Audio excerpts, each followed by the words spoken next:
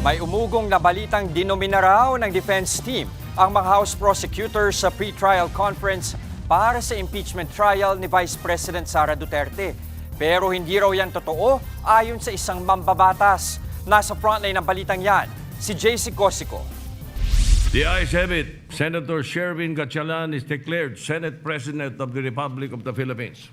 Kasabay ng pagkakahalal kay Senator Sherwin Gatchalian bilang Senate President sa isang special session nitong June 17, dapat na raw umusad at hindi na madelay pa ang impeachment trial ni Vice President Sara Duterte. Yan na iginiit ni Tingog Party List Representative Jude Asidre.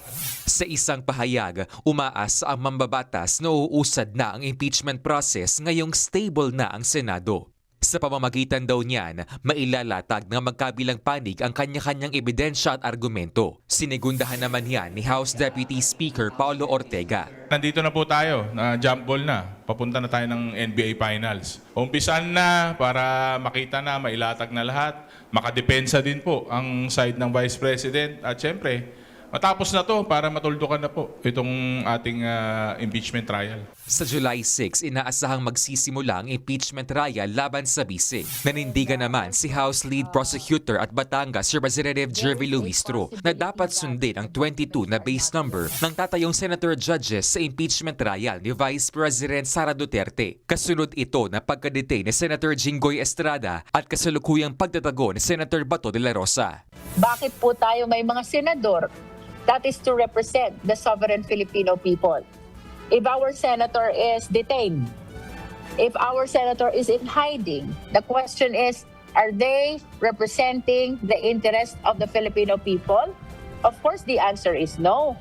Nitong Webes sa isinagawang pre-trial conference, natapos na ang pagmamarka ng mga ebidensya sa impeachment articles kaugnay ng umano'y panunuhol ni VP Sara sa ilang DepEd officials. Pati na sa pagbabanta umano nito kina Pangulong Bongbong Marcos, First Lady Liza Marcos at dating House Speaker Martin Romualdez. Dito umugong ang usapin na nilamon umano ng defense team ni VP Sara si House Lead Prosecutor at Batangas Representative Jervy Luistro. Pero pinabulaanan niya ni Congressman at House Prosecutor Terry Ridon. Hindi rin daw totoong hindi handa ang prosecution sa mga argumento ng defense team. Parang hindi mangyayari yun. Kaya ang tanong ho namin doon sa nagpakalat ho na nga ganun pong kwento, saan planetang nangyari yan pong bagay na yan. At wala pong kinain ng buhay. Ang meron alam ko, may kumain ng lumpia.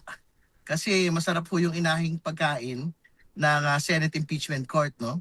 Doon po sa dalawang panig. Sa Lunes, June 22, itutuloy ang pre-trial conference para sa natitirang articles of impeachment.